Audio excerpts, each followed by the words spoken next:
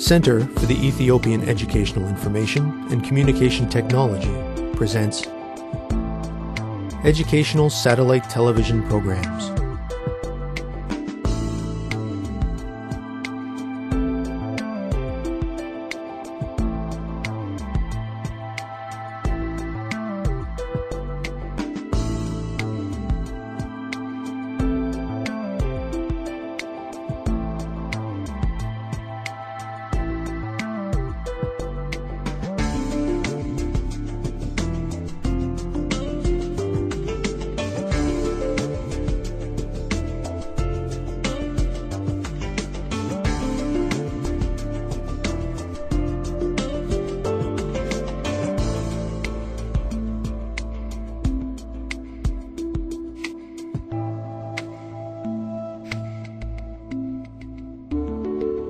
Hello, teacher. Hello, students. Welcome to today's lesson on coordinate geometry. Today, we will be learning about conic sections. Specifically, we will be discussing cones and sections of cones. We will define what is meant by a right cone, identify the sections of a cone, and explain how conic sections are produced. We have a lot of material to cover today, students, so let us begin. To start, we will review the definition of a cone. A cone is a basic geometrical shape. Simply stated, it is a three-dimensional object that has a round base and a pointed top. The surface of a cone is generated by a straight line passing through a fixed point, the vertex, and moving along a fixed curve, the directrix. Cones are similar in some ways to pyramids. They both have just one base, and they converge to a point, the apex. Students, please take out a piece of notebook paper and take a few moments to write down where you see cones in the world around you and how they are used. Go ahead, students. We will discuss our examples together in a few minutes. Students, let's get ready. Begin.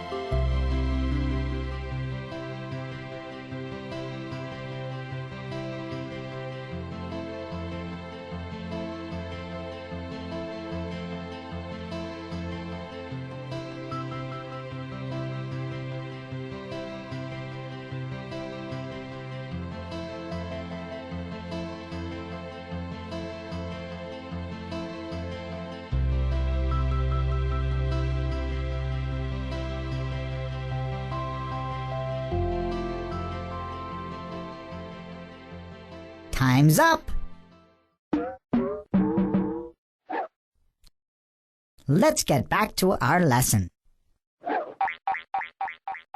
Welcome back, students. What kind of examples did you come up with? You may have thought of ice cream cones, oil funnels, pylons, loudspeakers, pointed rooftops, or even volcanoes. These are all good examples, and I am sure you may have thought of even more examples. Now that you are familiar with the shape of a cone, let us move on to discuss it in relation to coordinate geometry. The coordinate plane can be considered as a set of points which can be written as r squared, which equals r cross r, which is the set of ordered pairs x and y, such that both x and y belong to the set of real numbers. If some of the points of the plane satisfy a certain condition, then these points make up a subset of the set of all points. That is to say, these points make up the plane. A locus is a system of points, lines, or curves on a plane, which satisfy one or more given conditions. For example, the set of ordered pairs x and y that belong to the set of r squared, such that y equals 3x plus 5, is a line in the coordinate pair. Another example of loci are the set of all points on the x-axis, which are a distance of 4 units from the origin. The loci that satisfy this condition are the set containing ordered pairs -4, 0, and 4 and 0. In this section, we will be learning about the plane curves called circles, parabolas, ellipses, and hyperbolas. We will begin by discussing right circular conical surfaces, also referred to as right cones. A right cone has its apex aligned directly above the center of its round base. It is important to note that the lines making up the surface of the cone do not stop at the axis point.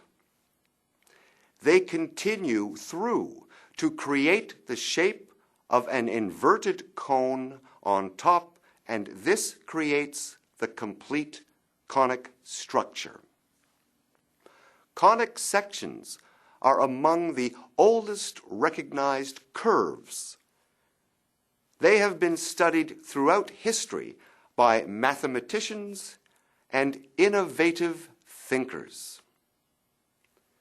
By definition, a conic section is a curve created at the intersection of a right cone and a plane. Remember, students, that a plane is a two-dimensional flat surface. Conic sections are created when a plane cuts a cone at various angles. The shape of the resulting intersection forms a curve along the points where the cone and plane meet. Depending on the angle of the cutting plane, the intersection with a cone will form a circle, an ellipse, a parabola, or a hyperbola. These are the 4 types of conic sections. Students, let us do a quick activity. What position of the intersecting plane relative to the cone is required to produce a circle? What about a hyperbola, an ellipse, or a parabola? Try to recall what you have learned about cones in previous grades and write down your answers. Students, let's get ready. Begin.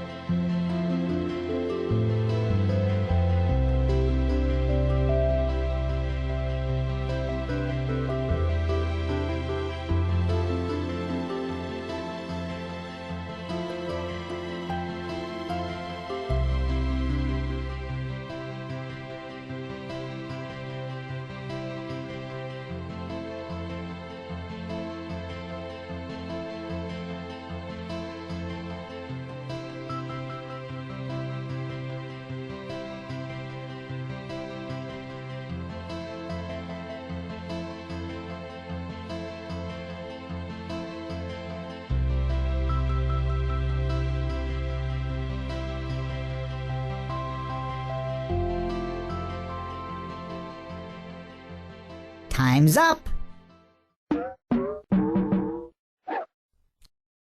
Let's get back to our lesson. Hello again, everyone. Were you able to recall the positions of the plane? Let us review. To produce a circle, the intersecting plane must cut the cone at right angles to its axis. The plane will be horizontal. To produce a hyperbola, the intersecting plane must cut the cone parallel to the side of the cone. The plane will be vertical. When the intersecting plane is at an angle and the plane is neither vertical nor horizontal, it will produce either an ellipse or a parabola. An ellipse is produced when the plane intersects the cone in two places. This forms a closed conic section.